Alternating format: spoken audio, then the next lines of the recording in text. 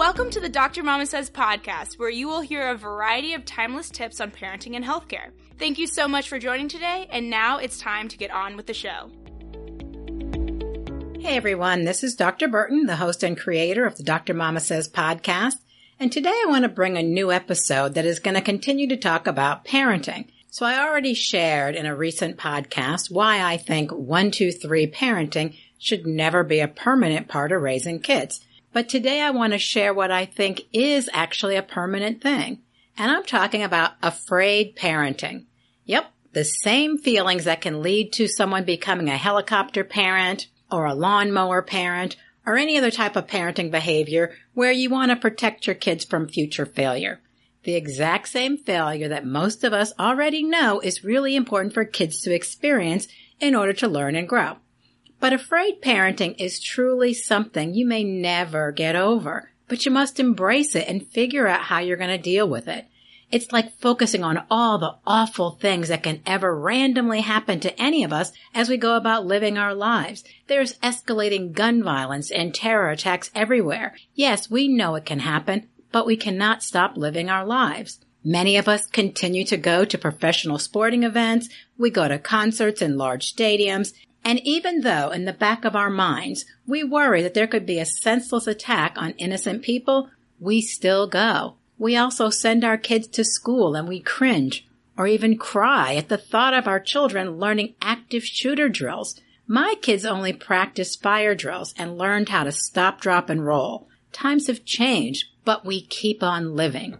Raising a child may be one of your greatest achievements. I know it's been one of mine. But you must let your kids grow into who they're meant to be. While they're young, parents are supposed to limit their exposure to danger, but eventually kids should be set free. But at what point do you close your eyes, hold your breath, and hope that your training has helped them to navigate life as safely as possible? While my kids were young, I faced many of the same fears that young parents are going through now. Am I doing the right thing? Am I making the right choice? Am I potentially ruining their lives by not knowing what is best? Well, there is no best. And as young parents, all you can do is hope and pray that once your kids are successful, that these feelings will go away. Well, I'm here today to bring you a spoiler alert. Afraid parenting often never goes away. Embrace it. Let your kids live their lives and you go on living yours. Afraid parenting can negatively impact kids for life, so you have to avoid putting your fears into kids. We're human, so it's going to happen, but just try to limit it. Be aware that it exists. I suggest you make a fear bucket and load it up with things that are non-negotiable, with basic safety and healthy choices. These are the things that you want to commit to forever work on teaching your kids to fear and to avoid. Some examples might include things like stranger danger. We don't want our kids going off with strangers, even if they've got some candy or puppies. Crossing the street safely. Yes, hold hands with a grown-up, look both ways. Streets are dangerous. Also, just say no to drugs because, duh. Texting and driving. Again, duh. Cigarette smoking causes cancer. Yes, say that out loud. Say that every day. Instill that fear? Yes. And now I want to add to that fear bucket concerns about vaping. Yes, tell your kids vaping is not cool and share with them about the outbreak of vaping injuries and deaths. Vaping started off as a way to end the terrible cigarette smoking, which we know causes cancer, but it became cool and started being marketed to teens. Huge numbers of non-smokers became vapors. It not only is a gateway to cigarettes with increasing nicotine use, but now there is an epidemic of people with some new disease, just unknown reason why it's happening, and physicians are struggling to keep up. People are dying and surviving with 70-year-old lungs, and they're in their 20s and 30s. Yes, so say it out loud. Vaping should be in that fear bucket. You can die from one vape session, just like one-time use of drugs at a party can lead to an overdose and death. It doesn't have to be chronic long-term use to lead to awful results. Kids often feel invincible, and they have to learn fear. We want them to fear the real dangers, not the perceived ones that parents often have. I'm still haunted by one of my early parenting experiences where I placed my irrational fears onto my child.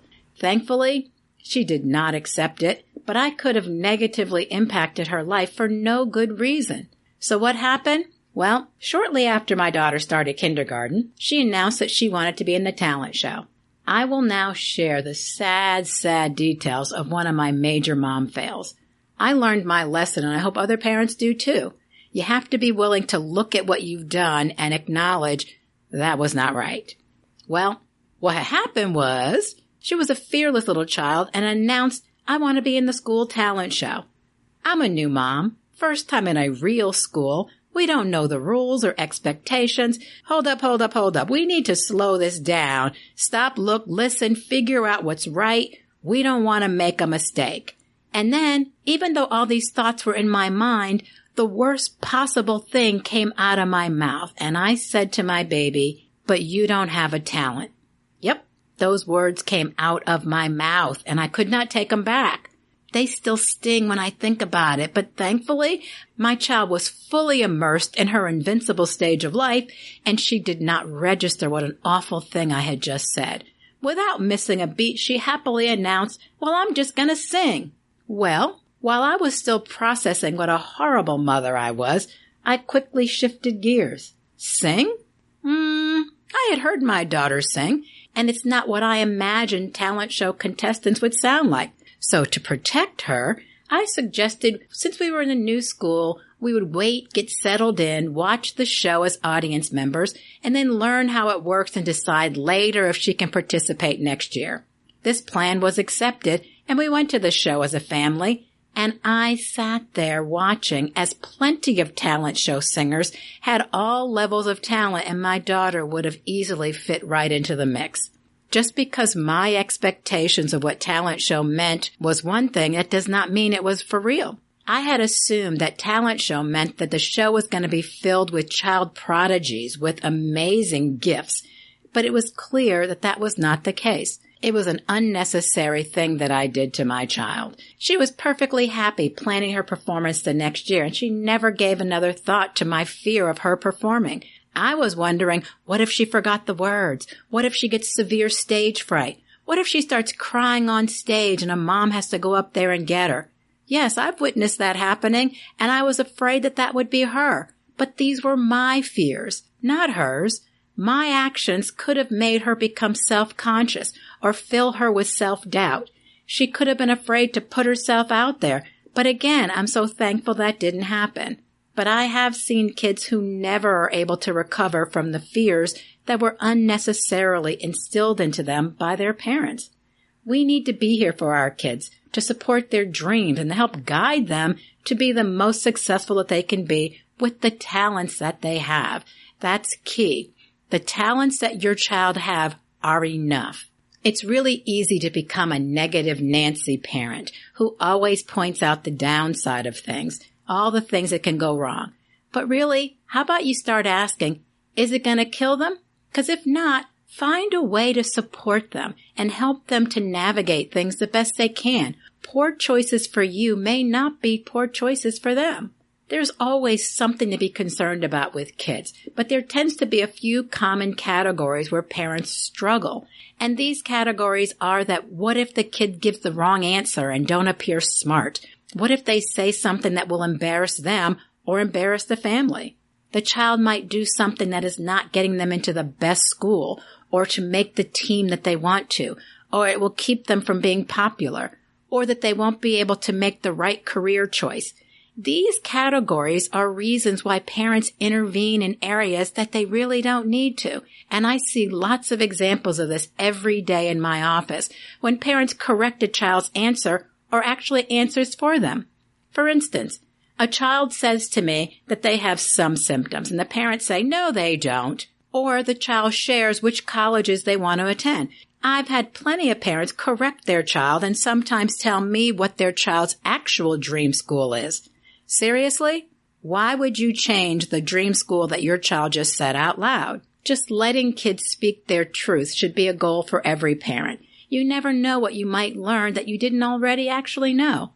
Sometimes I hear things that parents say like, My child is not an outdoors person. They prefer to be indoors like me. They're just not interested in playing sports.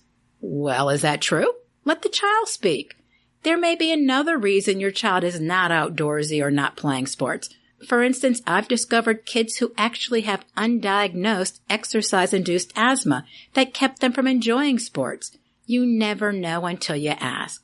Now, let's be honest. Letting go of teens can be the actual worst. Teen independence is an emotional roller coaster ride because these are when the bad decisions they make can actually be life-threatening. So, remember that rule, could it kill them? Well, this is the age where it could happen. This is where issues with sex, drugs, drinking, driving, they all come front and center. But it's a bridge that must be crossed, and many, many parents have scars from this stage. But it should be an evolving process from preschool to college to learn to let go. Each successful adventure, it should empower you as a parent to continue to give your kids their freedom. You don't want your child to taste freedom for the first time in college. You just don't want to do that.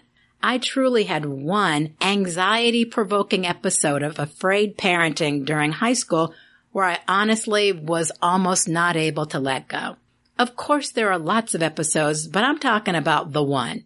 You know, we all have events that carry with us the label of the one. Well, this is mine. The one I didn't think I was going to be able to handle, but I did. It wasn't pretty at the time, but I made it. This is really a good time for me to remind everyone that parenting is hard, and there are many times we think we can't handle things, but we can. All right, so what happened? Well, my youngest child was a sophomore in high school. She was about to study some advanced Spanish, and she wanted to travel to Spain to become immersed in the culture and the language. Now, mind you, she is my extremely strong-willed child, so when she loudly voiced her desire to only go with a group of people she's never met, I was like, what? Where did that come from? No, she couldn't go with the group from school. She needed to meet all entirely new people and create a story of her own. Of course, there was a lot of back and forth with me trying desperately not to travel down this path. I still look back and wonder what was wrong with me when I agreed to her terms. In fact, her close friends still wonder, what was wrong with your mom? I tried really hard to share my opinions and concerns and give other options, but she stood firm.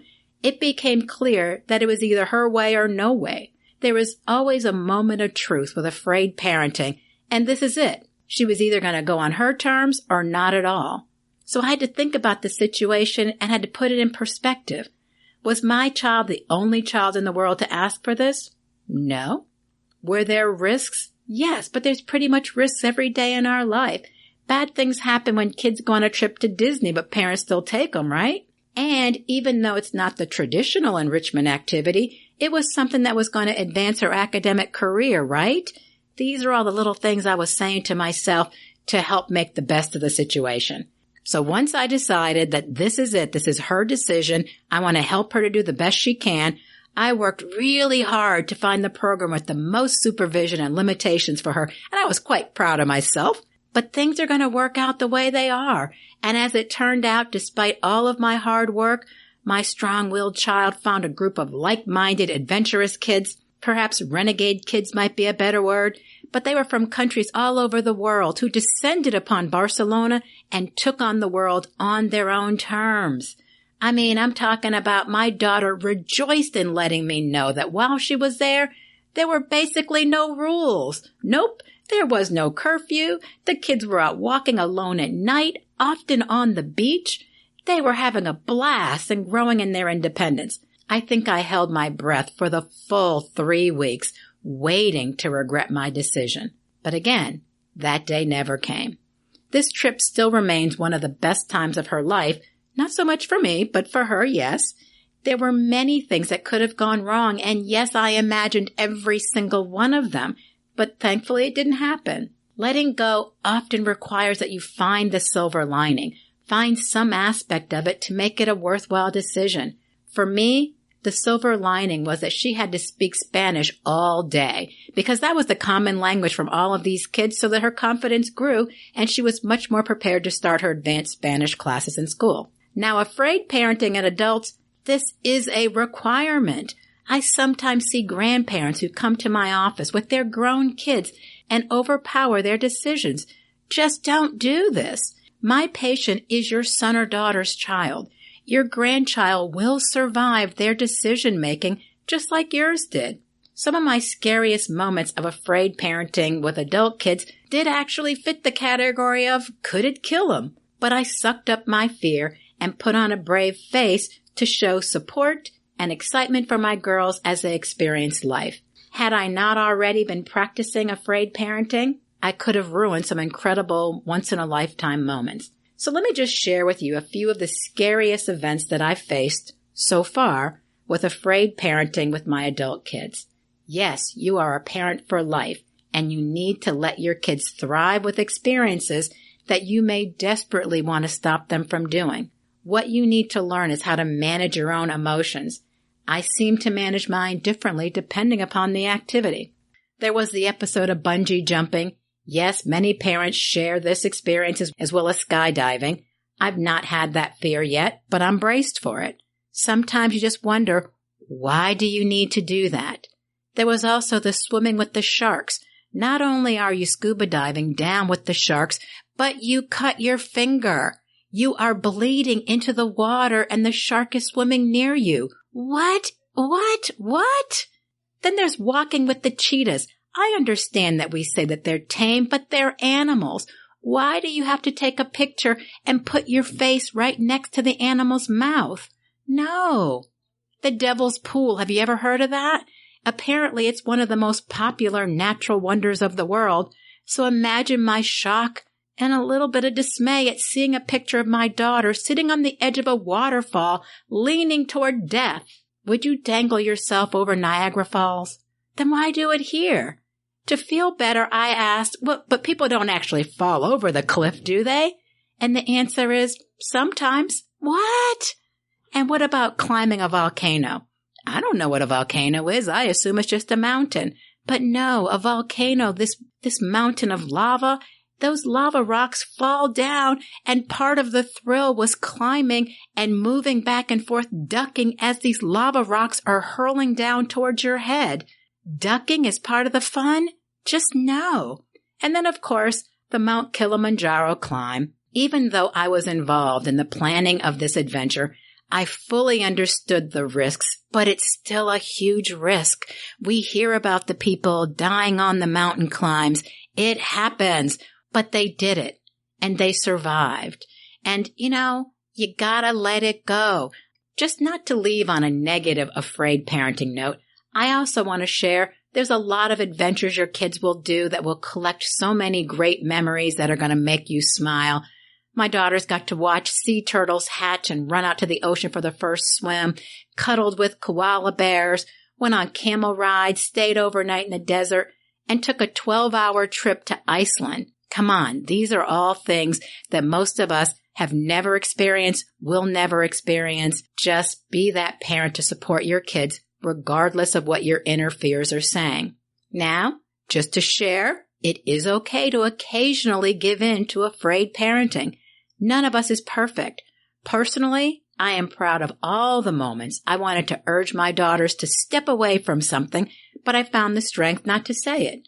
Nevertheless, there is one glaring incident where I could not rally to let it go.